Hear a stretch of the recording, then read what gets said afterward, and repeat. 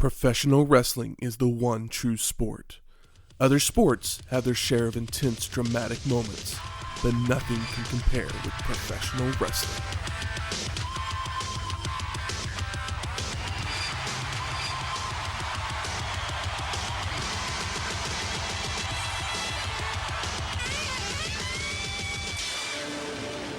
Welcome to Wrestling History X, where three friends come together to talk about the stories behind the matches.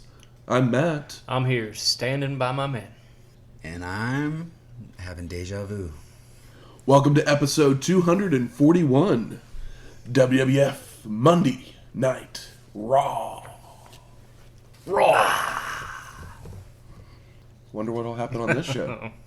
I mean, you know, something. We're watching a Raw, so something good's got to happen. It's the night after In Your House, a pay-per-view. Hopefully there's something good here. I'd hate to watch this for no reason. Me too. Because I can guarantee we're going to have a lot more of these Raws and Nitros. Yep. Coming up on the Monday Night War. Yep. But this is the 197th episode of Raw, produced by WWF. It would take place on February 17th, 1997, from the Nashville Arena in Nashville, Tennessee, with a TV rating of 2.1. I'm not sure what that really means at the time, but it's not bad. I do know Nitro had a higher one for this week. If anybody got a 2.1 today, it would probably be like... They'd be very happy. Yes, but... Because currently, I want to say Raw pulls 1.6, 1.7. SmackDown's usually 2 to 2.5. So is 2.1 like mean 2 million people? Or households? Or is it? Or I don't know how the rating... I don't know exactly how it works out. They got 2.1% of the televised viewers during that time frame. Yeah, I guess we'll say. That's what it is. There you go. Why not? But we are in Nashville. Yeah, we is. Back in Tennessee. Mm-hmm. So Shane, did you do what you do? I kind of did. I switched it up a little bit. I mean, I guess when I did the In Your House, I brought something that I said was usually in my house. But a lot of times with In Your House, I'll bring like a dinner that we would have in your house. But it just worked out that last week's item came directly from Chattanooga, and this week's item comes directly from Tennessee. Doing what I do, I looked up what the hell is popular in Tennessee. What are you known for? What do you like to eat? What do you like to drink? And all that stuff. What restaurants were founded there? And I came upon a popular choice that a lot of people absolutely love. Lots of wrestlers included. Do they? Yeah. All right. See, I didn't even know that much. It was just like, what the hell does Tennessee have? We landed at a popular off the highway, off interstate choice, and that's specifically why it was created, to give travelers someplace directly off the main highways that they could stop and eat. I believe back in the day they used to have fuel stations there as well. Oh. What I'm talking about is Cracker Barrel. Cracker Barrel was, it originates from Lebanon, Tennessee. I don't know if that's exactly how they pronounce it in Tennessee, but that's how I'm pronouncing it here. If I'm saying it wrong, at me on Twitter, or on X, and let me know that, hey, it's however the correct pronunciation is. But I'm going to say leave Shane alone. Anywho, He's close enough. No, I want to hear from you. Tell me. Let him know that. I take it all back. But yeah, Tennessee is popular for their barbecue. Their, of course, Nashville hot chicken.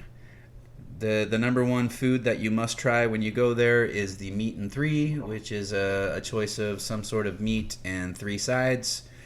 Catfish is another popular choice, so I figured we're just going to merge the restaurant from Tennessee with a popular food from Tennessee, and we ordered us some Cracker Barrel fried catfish with some hash brown casserole and mac and cheese. I've never had the catfish from Cracker Barrel. I'm not mad at it. It was actually a little better than I was expecting from delivery Cracker Barrel options. I don't know, Cracker Barrel was always a place that I didn't spend much time at because it had too many food options and I was way too picky back then. So the thing I knew I liked from there was okra, and if I ended up going with family, that's typically what I'd eat, was like a side of mashed potatoes and a side of okra. Do you guys have any favorite? I don't think I've ever been to a Cracker Barrel. If I did, it was a child, but I don't think I ever went to a Cracker Barrel. Yeah, I've been there a seen couple them on times the for highway. breakfast. The breakfasts I've had were decent. Their little country store is fun. It's got lots of odds and ends and games and old-timey stuff and big-ass rocking chairs. Me and my wife go on Thursday nights quite often because that's when they do their turkey and dressing. Okay. So I didn't know that was a weekly thing. I knew they did it holiday time. And then their chicken and dumplings are pretty good, if you like chicken and dumplings. How could you not? I've actually gotten their steak a couple times. They do a pretty good job. I'd say the picture that I saw on the website, I mean, the food all looks good. I've only just been there. I can probably count on one hand the amount of times I've been to a Cracker Barrel in my life. So I might have to go there and check out more stuff because I mean they're literally everywhere. Yeah, I'm not mad about it. I'd order the catfish again.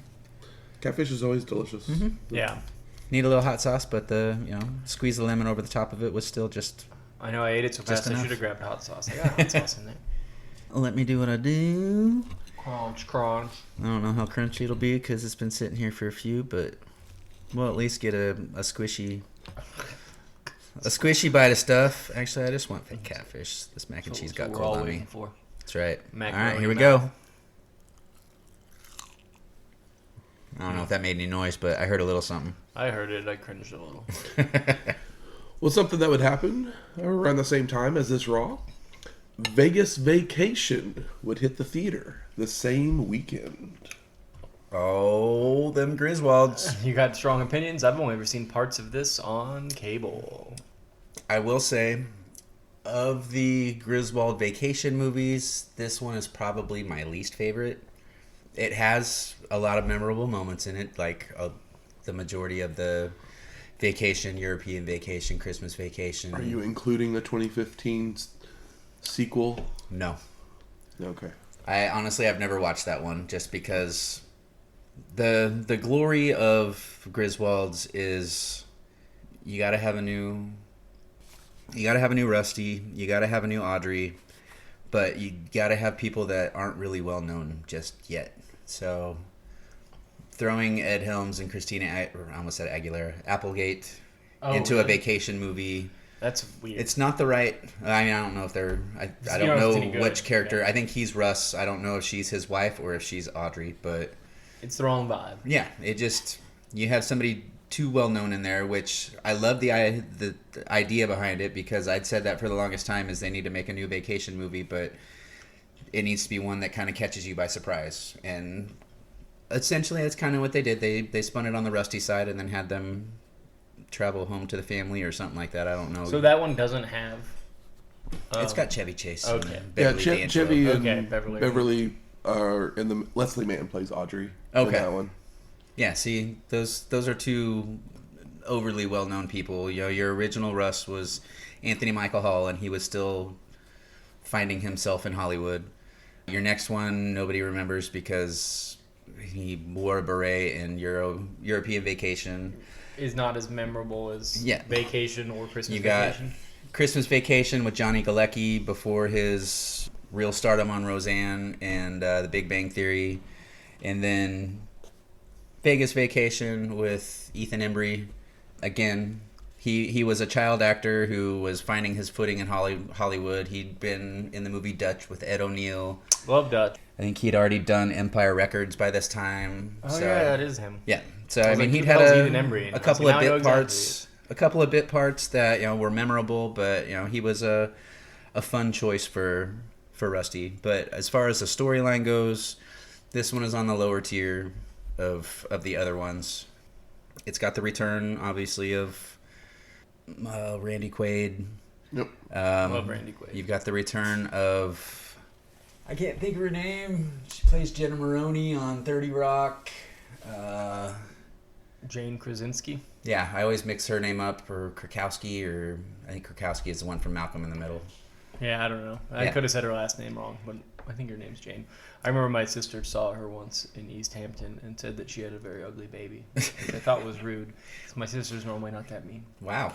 But it had the return of her as the Griswold cousin, Randy Quaid's daughter, who, she hadn't been around since the first vacation where she talked about how her daddy said she's the best French kisser.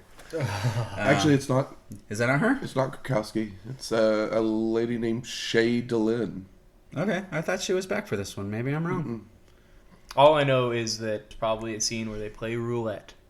That's all I really remember from Vegas. They go to the Hoover Dam, and Randy Quaid asks for some dam bait, and there's some. Is this the one where he's like out living in the desert, like cooking stuff on rocks? I think so. And they're like living in like a irradiated area. Yes. Of Nevada. Yeah, I guess that would make sense. Vegas Vacation. I remember that scene, probably because of the Quaid of it all. Yeah, this one. I mean the. Quato is Quaid. Sorry. The movie itself. I was never the biggest fan of the Vegas one. Christmas Vacation was.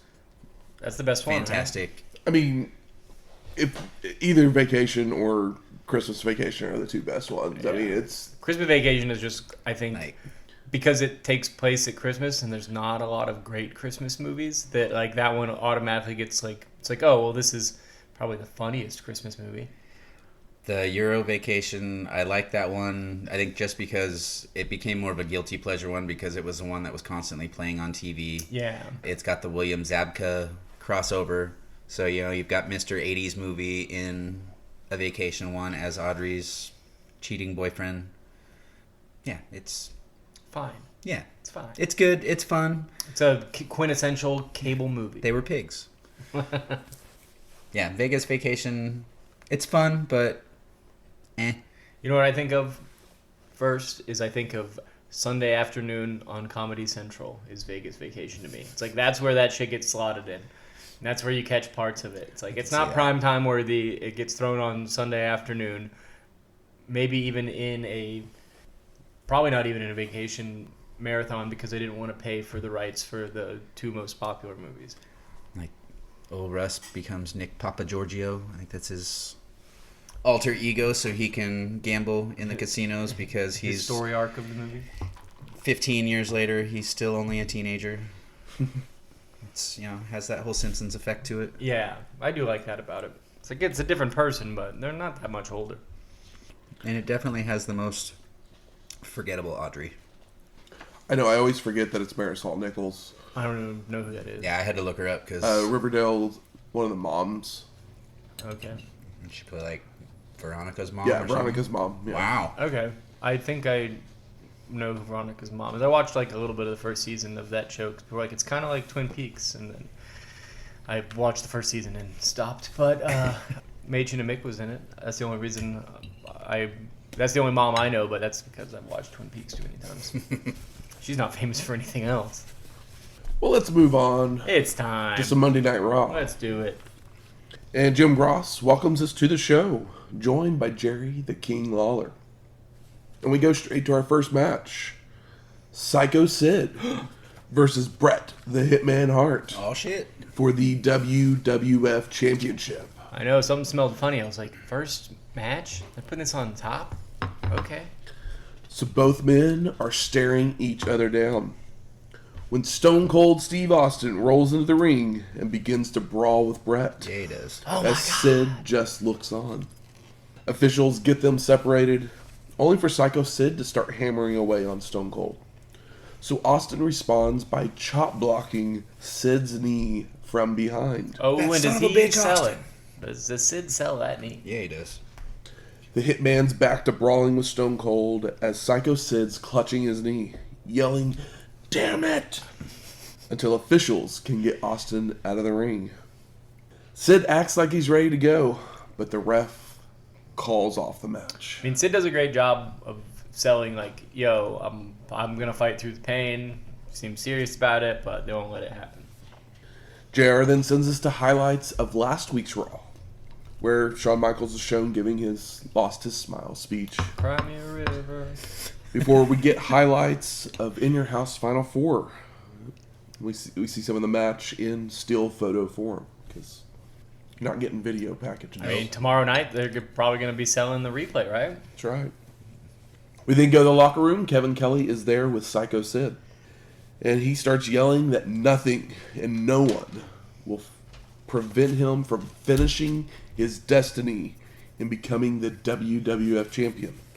Because he's the man and master and ruler of the world. Finish the story, Sid. Finish the story. Kevin says the match will happen tonight. But what kind of condition is Sid's leg? Before we head to commercial, only to come back to see a Husker outside of the arena. A real street performer. Who Lawler asks if that's the Honky Tonk Man. Ooh. Low blow. A Husker, huh? Is that what it's called? Yeah, when you're playing out on the streets. Okay. Husking. It's called, yeah, I think that's right. Busking to the beat. Oh, is it busking? Yeah. I don't know. I only. You just said Husker, and Yeah. like, I'm from Nebraska, so I was like, wait, a Husker? What? The only reason I realized it was busker because Shane asked the question. I was like, oh, Matt was close enough that I would have realized. But I think it's called busking. I don't know. There we Either go. way, Either it's way. a street performer trying to get a few coins and or dollars. We then go to our second match. Wildman Marc Mero with Sable versus Savio Vega with Clarence Mason, Crush, and the Nation of Domination. Ooh, Crush. And we get highlights of Mero and Sable's more aggressive side in the past few weeks, where she's kicked The Undertaker on an episode of Superstars while slapping Leif Cassidy on In Your House.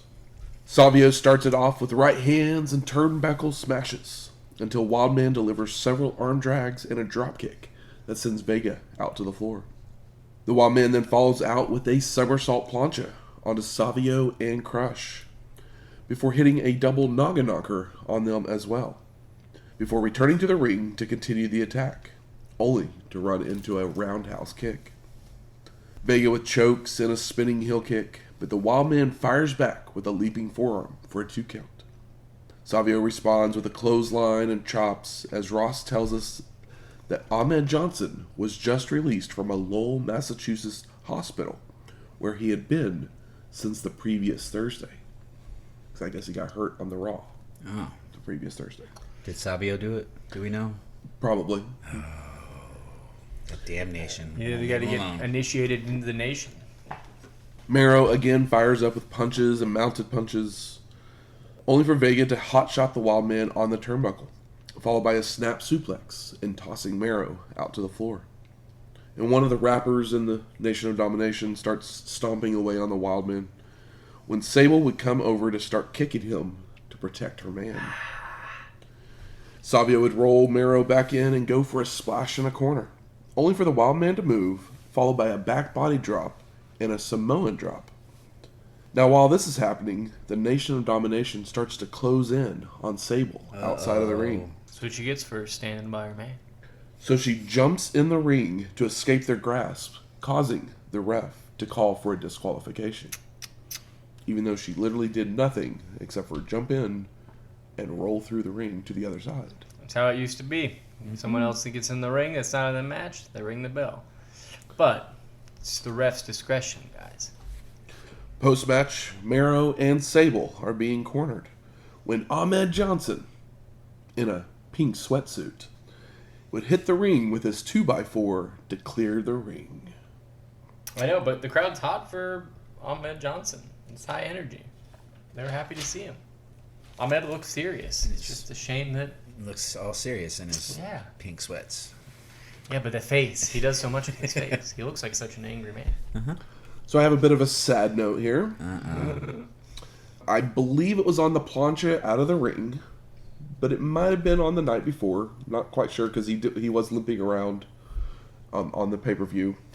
The Wildman would tear his ACL. Oh, no.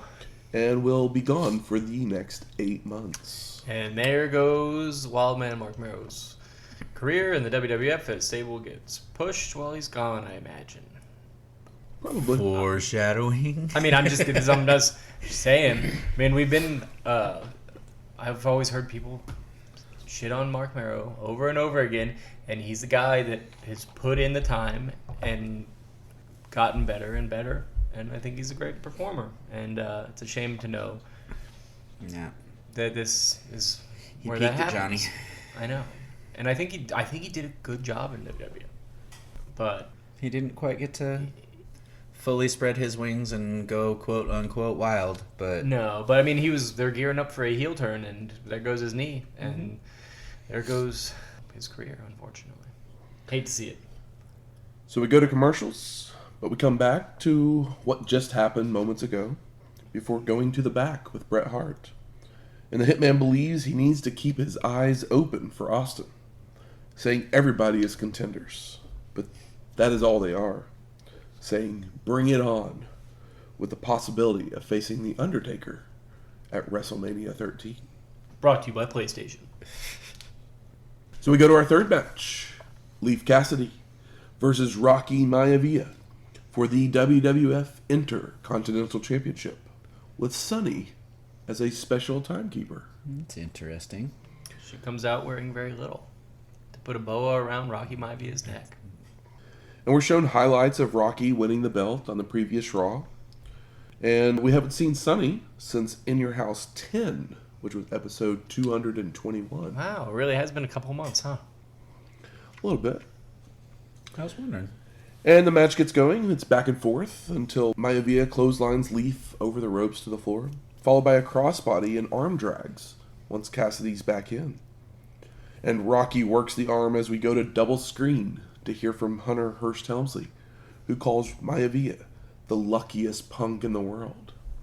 Triple H continues that Rocky couldn't beat him again, and that Hunter gets what he wants.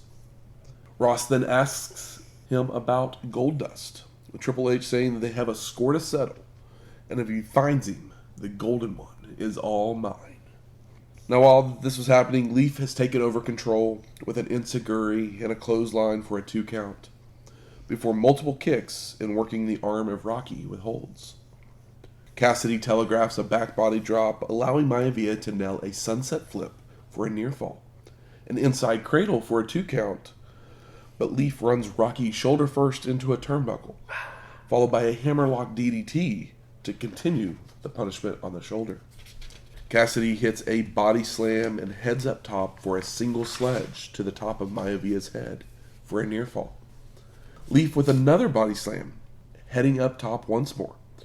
But this time, Rocky meets him in the corner to press slam him down, followed by a series of right hands as a fan taunts the King with an ECW rules sign.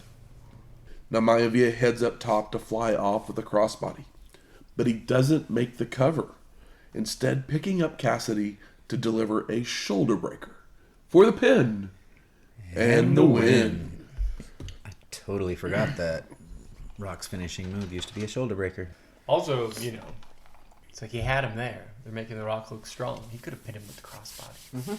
Shoulder breaker. I mean, that's a little heelish. Yeah, but, he's 6'5". You don't want to be locked into a crossbody. Nah.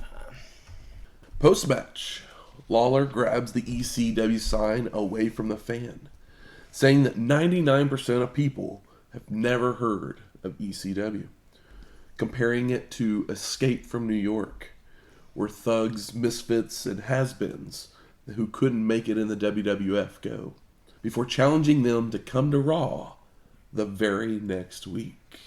It's also funny, too, because while he's shitting on it, it sounds like he's selling it to people. I mean, that's a good heel promo. No, it's great. Yeah, he does an incredible job, but, it's like he's obviously selling it while shitting on it. Did you like Escape from New York? Yeah. Tune in next week. We got some thugs and misfits. Yeah, it's like, we all know you love trash, you fucking monsters. We go to commercials before returning to Kevin Kelly in the ring. And he introduces Goldust and Marlena, showing the Golden One distracting Triple H the previous night in still photo form, costing him the match. Goldust says that things are now personal between he and Hunter, and the only way Triple H will be able to get close to Marlena is over his dead body. Marlena then chimes in that the Golden One is a man from head to his toes, when Hunter would run down to throw water in Goldust's face before attacking him. Triple H nails the pedigree, so Marlena slaps Hunter, when the muscular woman from the previous night would jump in the ring to attack her, just shaking her around like a rag doll. This crazy rabid fan is back for more. It's a perfect size difference, too, because Marlena is such a slight human, and this unnamed woman is very large that when, she ragdolls her, it does look violent. Security and officials finally are able to separate them before the Golden One carries Marlena to the back in his arms. So we head to our fourth match. The Hardy Boys of Matt and Jeff Hardy versus the Headbangers of Mosh and Thrasher. The Headbangers. I know, I was like, I don't know which one is Mosh and which one is Thrasher. He is the Mosh. I am the Thrasher. So Mosh, I believe, was the bigger one. Okay. I think. I believe you. So we haven't seen the Hardys since they were opening the doors at King of the Ring 95, episode 155. I forgot about that. And Thrasher, when he was Glenn Ruth on Monday Night Raw, July 19th, 1993, episode 96. I'm trying to remember. Got a jobber glow up. Glenn Ruth, was he just a jobber in a match, or was he? Yeah. Okay. Yeah. I don't know if he was, somebody that was special legal counsel. I think episode 95 was one of the first ECW shows. I want to say it was Battle of the Belts, where he was the Spider. Oh, that's right. I gotta Because look. he did 2 episodes real close together, but he was a jobber. I'm the Mosh. I gotta He's double the check just to make spider. sure. I'm thinking, Mosh was the shorter, thicker one. Yeah. So the Headbangers attack before the bell, beating down the Hardys until Jeff comes back with a leaping clothesline on Mosh. The Hardys are making quick tags, keeping the pressure on, when we go to split screen to Farouk and the Nation of Domination in the back. And the militant says that Ahmed doesn't know what it's like to live on the streets, followed by challenging him to a Chicago street fight. Bum, bum, bum. Hopefully that means we'll be in Chicago and they're not just calling something a Chicago street fight. Mosh with a power slam and a second rope clothesline on Matt when we come back to the action, before Thrasher nails a tilt-a-whirl backbreaker and tosses Matt out to the floor. Mosh with a springboard forearm to Matt once he's back on the apron to take him down again, rolling him in for double-team stomps and chokes in a corner. Thrasher then hits a body slam as JR tells us that the WWF Championship match is next, followed by the Headbangers hitting a spike brainbuster. Ooh. Mosh with another body slam. Thrasher goes for an elbow drop, only for Matt to move and leap to the corner for the Hot tag-ish tag.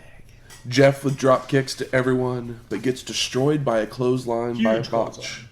Followed by the Headbangers hitting a powerbomb leg drop combo for the pin and the win. I will say, everybody worked hard. Mm-hmm.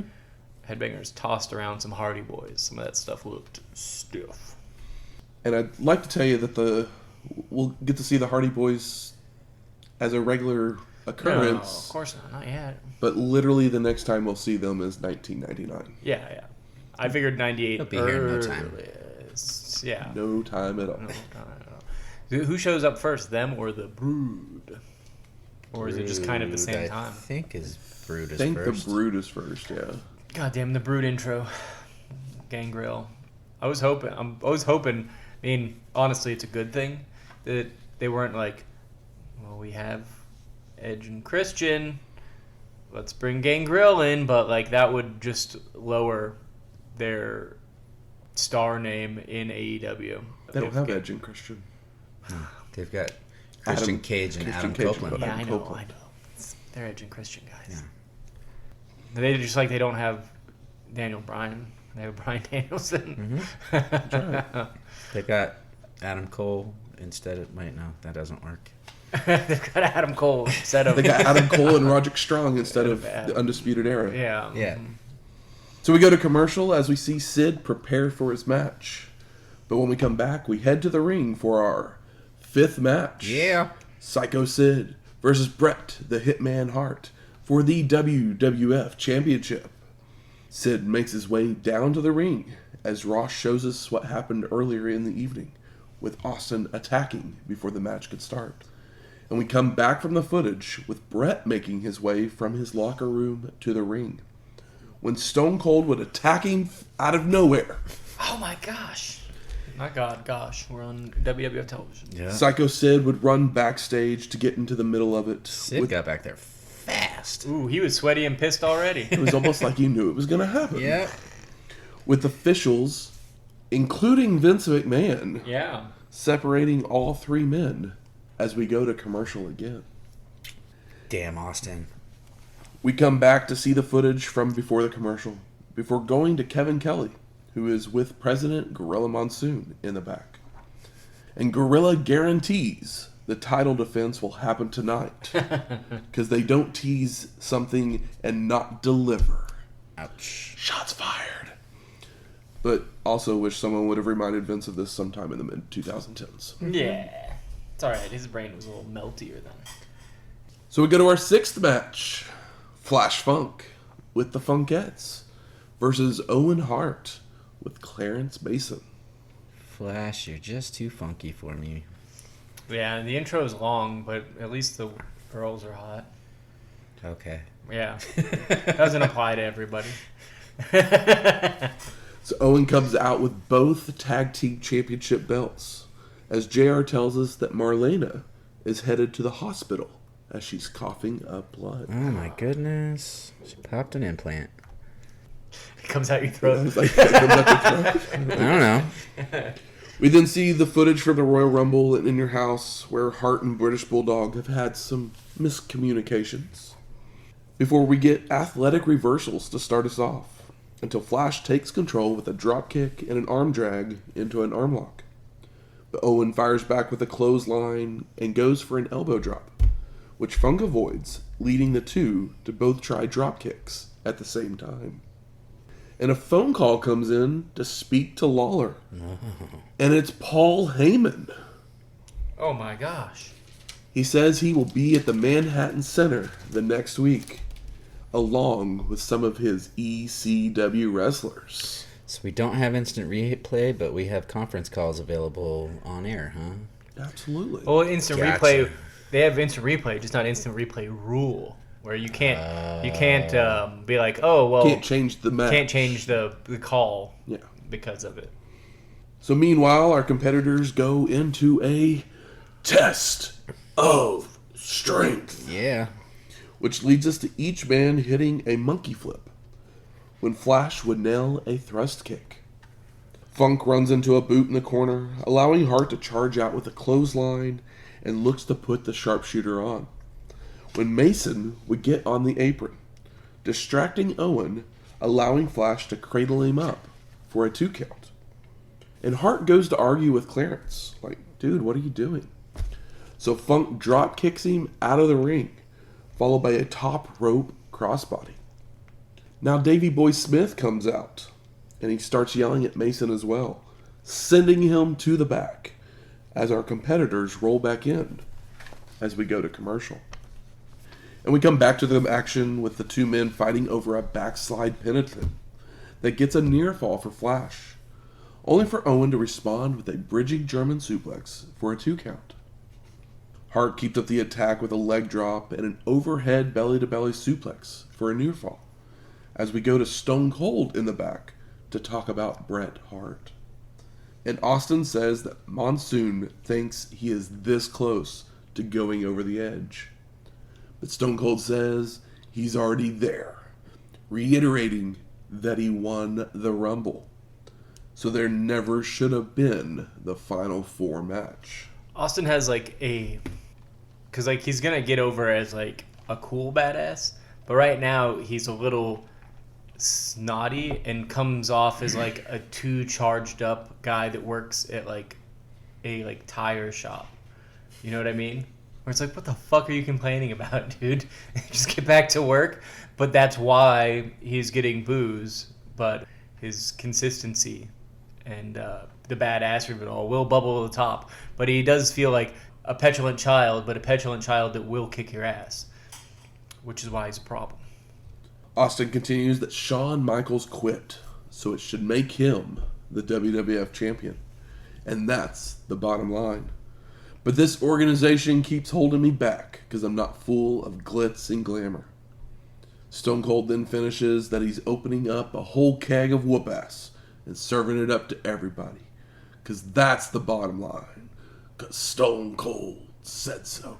I know I'm 10 to 15 minutes late sometimes, but the boss is an idiot. I should have his job. Now, during this interview, Owen stays in control with a neck breaker, a second rope elbow drop, and a gut wrench suplex for a 2 count. Funk then avoids a charge into a corner, causing Hart to crotch himself, allowing Flash to fire up with a back body drop, a body slam, and a crossbody off the top for a near fall. Funk continues with a corner splash, a body slam, before he heads up top for the moonsault. For the pin, and no! Owen kicks out. Close. Flash starts running the ropes when Bulldog would hit him with the slammy in the back. Slammy number 2! Allowing Hart to connect with a spinning heel kick for the pin. And the win. Post-match, Owen doesn't understand what Davey Boy's up to as they argue their way to the back. Davey's holding belts. He's holding the slammy. Owen's just like, give me my fucking slammy because you just broke the last one. I mean, but he came out to help. He did, but give him my fucking slammy. Yeah. It's good stuff. I feel like WWF, Vince is in the back. So the storytelling is, I feel, stronger, but they're overdoing split screen when I could have been watching 2 guys work, but they're doing a great job of storytelling. So it's like the balance of that where I'm like, but I'd like to see a little more from Funk and Owen Hart, Flash Funk and Owen Hart, because these guys seem to have chemistry. They both can move. I know it's only on television, and it's probably not a big angle. I just like how you're sticking with your, I gotta call him Flash because Funk sounds wrong. It does sound wrong. But, yeah. So we get a WrestleMania 13 commercial. Ooh. Where we see black and white highlights of wrestlers while narration tells us that every great athlete aspires to perform on the ultimate stage. A place where men defy mortal boundaries and emotions pour forth unrestrained. A place where dreams become reality and memories are indelibly etched in the annals of time. And when you've succeeded at this level, they don't just call you great, they call you legend. Order now, or watch along with us in about 6 weeks or so. Yeah. Very funny. So highfalutin and serious. We go to our 7th match. Hunter Hearst Helmsley versus Bart Gunn. And JR shows us footage of the Amazon woman choking out Marlena from the night before. They refer to her as an obsessed fan. Followed by the incident from earlier in the episode before going to commercial. And we come back to Honky Tonk Man joining commentary for the match. Yay. As he's looking for someone to manage. Now Triple H is out at ringside, so Ross takes the opportunity to ask him about who the woman is, with him responding that he doesn't know who the women is. Hey, I mean, maybe he didn't get enough sleep. So Hunter then gets in the ring to get the match started, with Gunn taking Triple H down with a shoulder block. Bart works the arm until he nails a drop kick and an arm drag to go back into the arm lock to continue the punishment. Hunter escapes with a back elbow, but misses a charge, allowing Gunn to grab the arm once more. Again, Triple H escapes, delivering a jumping knee to Bart, when Goldust would come running down to the ring, causing Hunter to run out and into the crowd. So the ref calls for the countout, making Bart Gunn your winner. You heard it. Yeah, I mean, Bart Gunn still looks good. We gave him praise last week. But he gets in some good offense, but he hasn't done anything yet. But they're at least let him do some power moves. I mean, he's in the history books now with the win over Triple H. Moving him up the ranking. I mean, his biggest win will come in, 98, 99? Triple H is going to have that one last match return 10 years from now. And Oh, wow. Bart's going to walk through the curtain, There's one man you've never beaten all these years. I think the last couple times Triple H got in the ring, he had to get surgery, so I can't imagine he'll be doing much in 10 years. These matches are still happening. Yeah. We go to commercial, but when we come back, we get an interview with Dr. James Andrews, who is a real doctor, and he is the guy who does a lot of Tommy John surgeries on like baseball players. Okay. So he's What's like a Tommy John? Basically the ligament in your. It's basically ACL surgery on your elbow. So like named after a guy named Tommy John? Yes. Okay. Tommy John was a pitcher for the Yankees who basically was kind of the first person that they did the surgery on. And that successfully anyway. Yeah. See, that's a whole cool thing to have named after you. Absolutely. I mean, instead of like some horrific disease like Lou Gehrig. Yep. So the doc gives an update on the Heartbreak Kid, saying that his injury is about 5 years old. Oh no. But he will not need surgery at this time, and instead will be undergoing rehab for the next 4 to 6 weeks. 5 years old, huh? Yeah. So when could it have happened? So that would make it like 92-ish. So he was... So it was Tito's fault. It was that match at WrestleMania against El Matador. Was that 92? Yeah, it was 92. That was WrestleMania 8. Yeah. Wasn't a tag? Nope. It was Sean's first singles match at Nice. Mania. Opening match of WrestleMania. Don't remember it, but I've watched it. If you'd like to hear what I thought about it. On Listen. WrestleMania 2 on our feed. 8. Sorry. 92.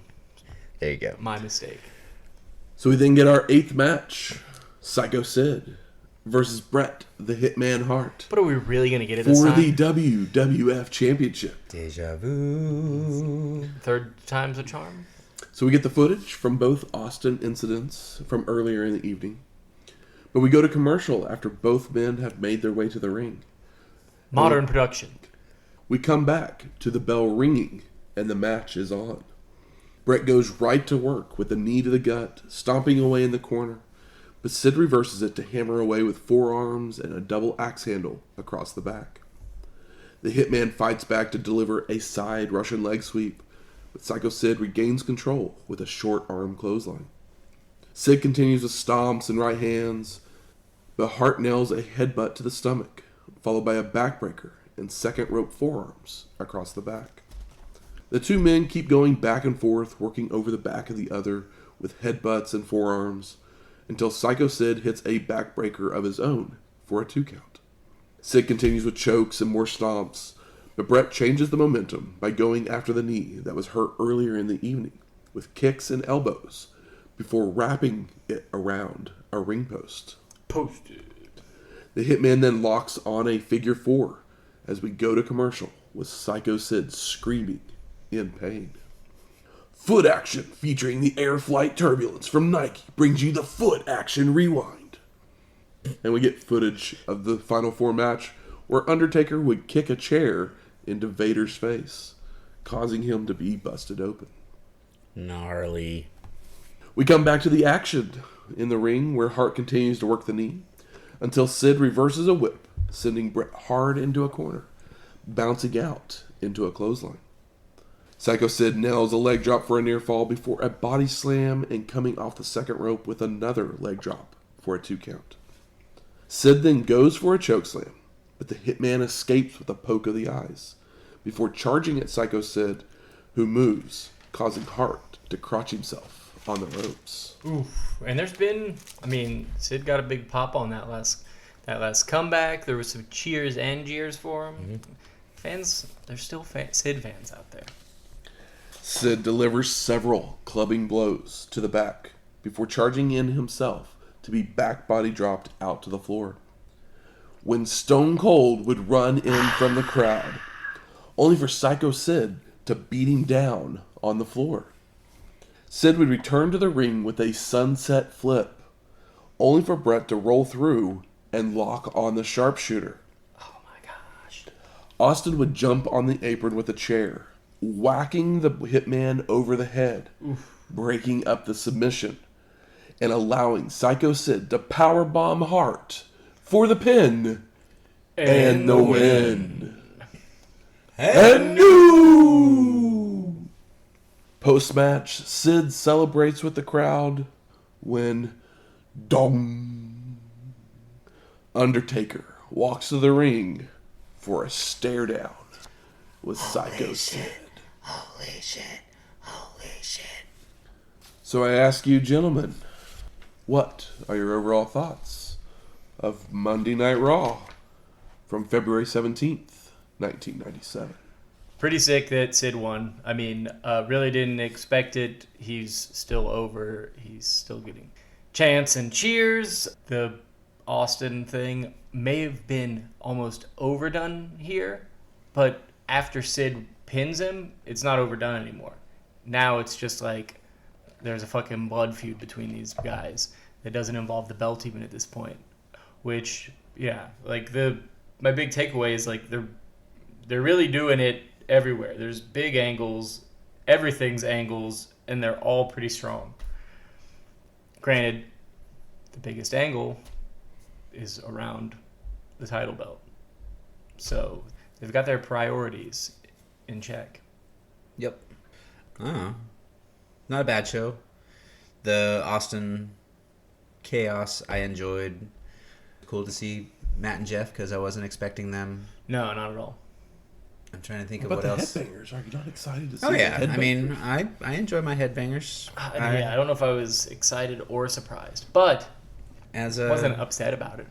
as a 19-year-old gay kid, I was a fan of the Headbangers. You like their goth vibes? Oh, there was something that stood out about Mosh to me forever. Thrasher always kind of reminded me of, Just Incredible later on, but yeah, I mean it was an okay show. It wasn't anything spectacular, but it lays the groundwork for WrestleMania, which is what it should do. And yeah, now we know what depending on how soon it is, I can't remember how soon WrestleMania happens after this, but we know that it's going to be Taker versus Sid. Well, it's February, so we still got a couple months. Yeah, unless something were to happen before then, which, as we're seeing with the current game of hot potato, anything is possible.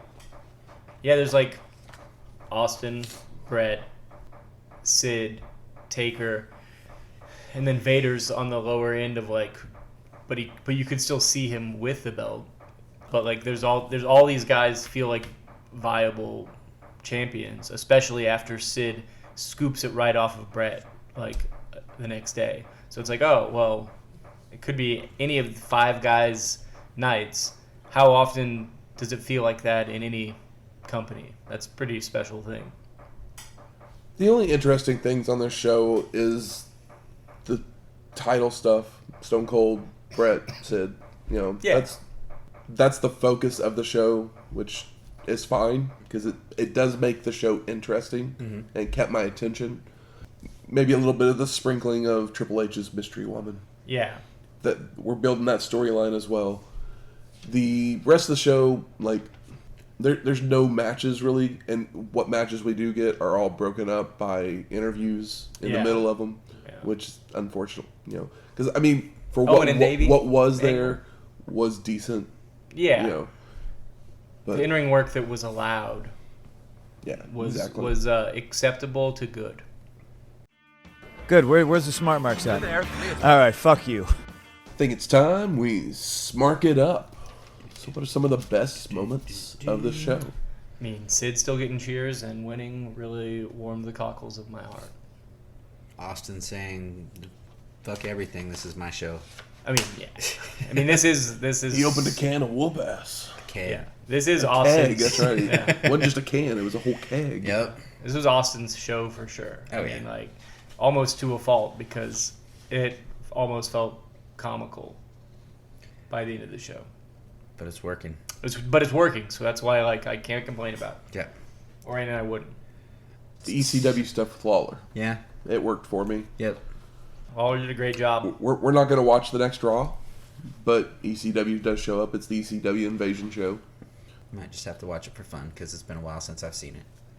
I think the biggest thing with the ECW Invasion is that they don't do a whole lot of ECW versus WWF matches.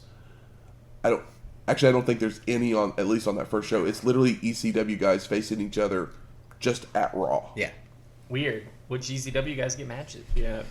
I believe I think Dreamer and Taz both get matches.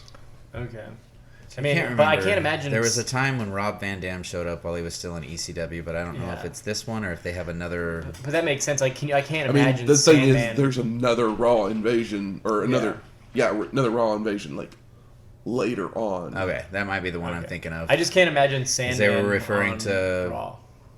RVD at the time already as Mr. Monday Night. Yeah, that was much later Yeah. than... Was that setting up for Barely Legal or something? Or not Barely Legal. What was it called? One Night Stand. I can't remember, but honestly, Probably. when One the Night next Stand, great the show. next time they come around, I swear that Lawler is kind of behind their invasion or in support of it. Yeah, let's see here. Big Stevie Cool faces Little Guido. Taz faces Mikey. Ooh. Tommy Mikey. faces Devon. But, so they show up, they have matches in the Manhattan Center, but they don't really, other than Lawler, I don't think they really interact with the WWF people at all. So it's essentially just like a live tryout Yeah. almost. I mean, it's basically, Hey, audience, check out these guys. I don't know if you've heard, but Vince starts writing some checks to Yeah. Paul E to help Pay for You know. some rings and ropes and that kind of stuff. Yeah. And I mean, Wrestlers. ECW's building towards their first pay-per-view, so they're just trying to get as many eyes On the product as possible. Yeah. And the plus side for Vince is like, oh, if any of these guys are worth a shit, like, I can pay them. Dibs. Where we know Paul cannot. like, oh, hey, Exactly. Devon. No. Hey, Devon. Hey, hey, Bubba. We're ready. We're finally ready for tables on WWF. And then, yeah, if they were doing a full-on invasion, then you'd have to figure out, you know, Yeah. who's going to take a win, who's going to take a pin. It's gonna work for Vince. Yeah. Is what it's gonna be, and that's what they did. But it probably gave ECW a chance the to rub. survive, even though they really never paid the bills. And, like, out of all those, Stevie versus who? Little Guido, Little Guido. So both of those ended up in WWE. Taz and Mikey. Taz and Mikey. One of those. Mikey was in WCW. Yeah. And then Devon and Tommy. Yeah, and they both ended Both up in ended up in W. WWF. Yep. Yeah. Sorry, Mikey. I never realized that Tommy worked WWF. I mean, it was after ECW closed. Yeah. He never made the crossover until after it was closed. Yeah, he's infamous for drinking Taker's spit can Oof. ringside more than a couple times. Really disgusting. Yep. How about most disappointing on this show? Did the start and stop stuff bother you guys at all? To an extent. Yeah. Well, I mean, you it. know. I mean, I think if they had made it to the ring the second time and, like, gone through a hole and then Austin runs out to the ring, It would have been too much. it would have been too much. Yep. But attacking him in the back, it worked for me. Yep. Yeah, no, I get it. Like I said, all said and done with Sid winning, like, I think that I don't have an issue with it, but it did get kind of old where I was like, okay. But then the end result erased any of the sins Yeah. because it amounted to something. Whereas if Bret kept the title, it would have been like, Jesus Christ, what was the point of this? Marc Mero hurting himself. Yeah, I would say Yeah, him that's a hurting huge himself. Sonny's blink and you miss it appearance. You know, she's kind of fallen from her I know once they're- high perch. It seems like they want to put her with Rocky, but Well, she's a gold digger, so he's the new guy Yeah, with that's gold. true. So. I think the thing is that, like, I assume they're already like having issues with her, so they're just like they're just testing the waters, and then instead of throwing her with him, because like if she was a model employee, I feel like they would just strap her to him. But she still looks great. She comes out wearing barely nothing. She can talk. She's not done by any means, but she's just had a big fall from where she was, which I guess can be a good or a bad thing, because too much of someone can be overbearing, and then Yep. not enough, you forget about them. As we'll see, Rocky is getting cheered here.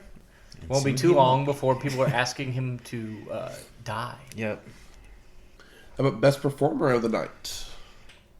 Oh, I mean, Sid sold really well. I'm going to give a hot take here. Let's hear it. I don't think that Sid and Bret have great chemistry. No. No, I don't think so either. I thought the match was very disjointed. Like, it was fine, Yeah. but the match felt very disjointed, especially at the beginning. Like, there was no flow at the very beginning of the match. Yeah. I can see that. Yeah, I think Sid did a good job character-wise.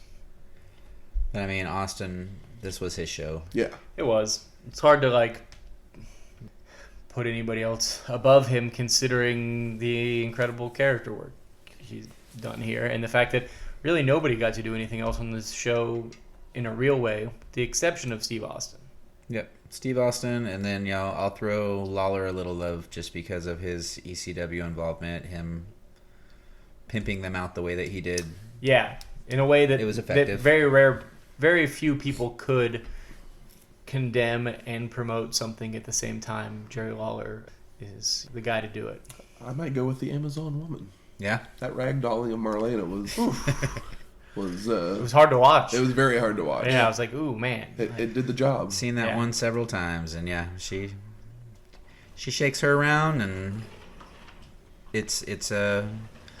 we've made comments in the past about bear hugs gone wrong and how it's a small guy shouldn't do it to a bigger person, and the size advantage really plays off on it. Yep. And the size difference here is perfect. Perfect. Yeah, totally.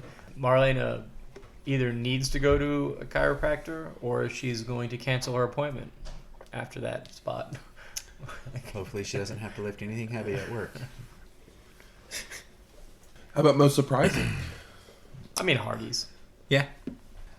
Yeah, it was good to see him. Yeah. I mean, I knew about the ECW invasion happening at some point. I just wasn't for sure where it fell, but I wasn't expecting, until you had sent that text about the Hardys showing up, I wouldn't have expected to see them there. Sid has a win over Bret? No. I mean, that was the right thing to do. It really was.